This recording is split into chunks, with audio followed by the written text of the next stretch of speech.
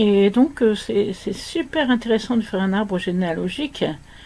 Et donc, voilà. Mais seulement ce que je voulais vous dire, c'est à propos des agendas. Voilà. Moi, je retourne à mon premier sujet. C'est que si mes ancêtres avaient fait des agendas et que ces agendas avaient été donnés de père en fils, etc., de père en fille, on aurait retrouvé tout ce qu'ils ont fait. Par exemple, pour l'un des cousins d'Amérique, il a tenu un journal. Et lui, ce gars qui m'a écrit, il m'a dit voilà, lui, il a fait un petit livre à partir du journal, il me l'a offert, et une petite plaquette en néerlandais. Et ce gars-là, on sait qu'il a planté des arbres, qu'il a été agriculteur, il a été surveillant d'internat, il a été agriculteur, il a planté des arbres, il a fait des choses formidables. Mais moi, je sais que ce cousin de mon arrière-arrière-grand-père a fait ça. Mais je ne sais pas ce qu'a fait mon arrière-arrière-grand-père qui était agriculteur en Belgique. Alors ça, je ne sais pas. Voilà. Moi, je ne sais même pas où il habitait exactement. Alors, il y a des archives où il y a le nom de la rue où l'enfant est né. Alors, généralement, le nom de la rue où l'enfant est né, c'est la rue où les parents avaient leur habitation. Parce qu'à cette époque-là, il n'y avait pas de maternité, donc les enfants naissaient dans des maisons. Mais si tous mes ancêtres avaient tenu des journaux comme ça, alors j'ai des ancêtres qui ne savaient pas écrire. Bon, il y en a qui savaient écrire. Vous pensez bien que le conseiller de Charles Quint, qui était le frère de mon ancêtre, savait écrire. Si sa soeur savait écrire, j'en sais rien. Mais lui, il savait écrire. Bon. Ceux qui étaient chirurgiens savaient écrire, c'est sûr. Mais ceux qui étaient journaliers ne savaient pas écrire. D'ailleurs, sur les archives, c'est pas signé. Il y en a quelques-uns qui signent, quelquefois des témoins qui signent, ou bien... et j'ai un ancêtre qui savait très bien écrire, c'était en Alsace. En Alsace, il faisait l'état civil. C'était lui qui rédigeait l'état civil. J'ai trouvé cet ancêtre qui rédigeait l'état civil, c'est formidable. Alors j'ai même son écriture. Tout ce qu'il a écrit, vous ne vous rendez pas compte. Et je sais que tel jour, il a fait tel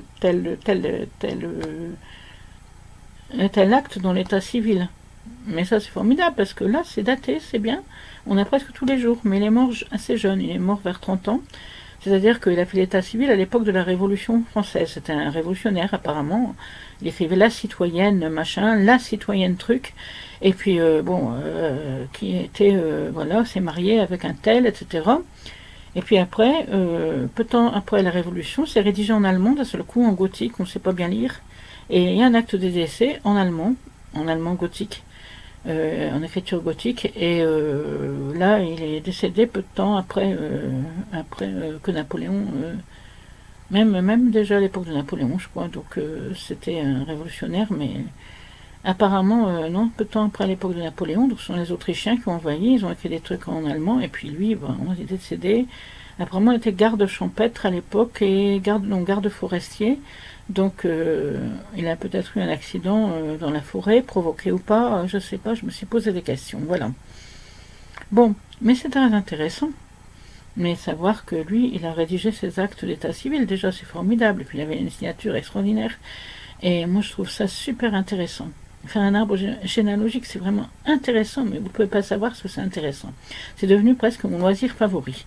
Et il faut s'y tenir parce que vous allez sur des sites de généalogie, vous posez des questions, et si vous n'allez pas voir les réponses tout de suite, les gens répondent tout de suite généralement parce qu'après, c'est comme les blogs, ça passe, et puis ça descend vers le bas, et après les gens ne répondent plus. Mais il faut... sur le moment, il faut aller voir tout de suite la réponse. Dès le lendemain, le surlendemain, vous avez des tas de réponses qui se mettent quelquefois comme ça. En Allemagne, c'est formidable parce qu'il y a des choses où j'ai pas de réponse du tout et il y a des messages où j'ai 20 réponses, 20 personnes qui sont mêlées de trouver.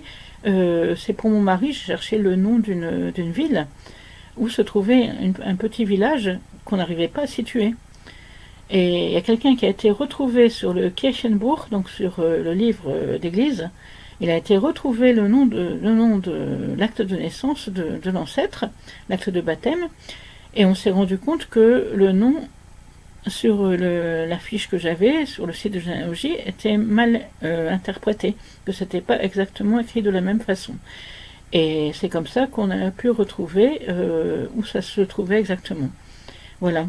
Donc c'est formidable, quoi. Hein. Puis ça vous donne des contacts avec des gens. Alors, il y a des gens qui se fâchent sur vous parce que vous avez fait une erreur. Vous avez fait une erreur, c'est terrible. Mais bon, sur une date de naissance, etc. Bon, j'ai un site qui est très gentil. Quand je me trompe de siècle, il m'a dit que, attention, cette mère est vraiment très âgée, elle a 250 ans. Ah pardon, mais non, 232 ans, 250 ans, c'est déjà plus possible. Elle a 232 ans, tout ça parce qu'au lieu de marquer 1852, j'ai écrit 1652. Ça peut arriver, on tape un chiffre. Alors le 1 devant, il ne s'imprime pas. Vous voyez, oh là, ce parent est vraiment très âgé, il a 1300 ans. Bon. Mais bon, ou alors celui-là, il est mort avant sa naissance. Ah bon. Voilà. Mais c'est bien d'avoir un site comme ça, parce que comme ça, quand vous vous trompez, ça vous indique quelle est l'erreur. Enfin, en général. Hein. Voilà. Ben, c'est intéressant, c'est pour ça que moi je trouve que faire des journaux comme ça, tenir des agendas, faire des journaux, il faut garder vos agendas, vous les mettez dans votre bibliothèque une fois que l'année est passée, que vous n'en servez plus, et non, vous ne les rendez pas pour les recycler, vous les gardez. Ils serviront peut-être plus tard à d'autres personnes qui diront, tiens, mon ancêtre, mon arrière-grand-père, mon arrière-arrière-grand-père, mon trisaïeul, mon quadriaïeul, celui qui est mon ancêtre qui vivait 3 siècles avant, il a fait ça, c'était formidable. Ah, seulement, moi, il y a un problème, c'est que sur mon petit carnet, là, j'écris très mal. Alors, je ne sais pas si dans 300 ans, sera encore déchiffré mon écriture, mais bon, voilà. D'ailleurs, celles du XVIIe siècle sont très très difficiles à déchiffrer.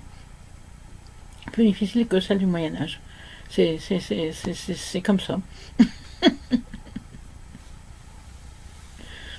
Voilà. Allez, bonne semaine.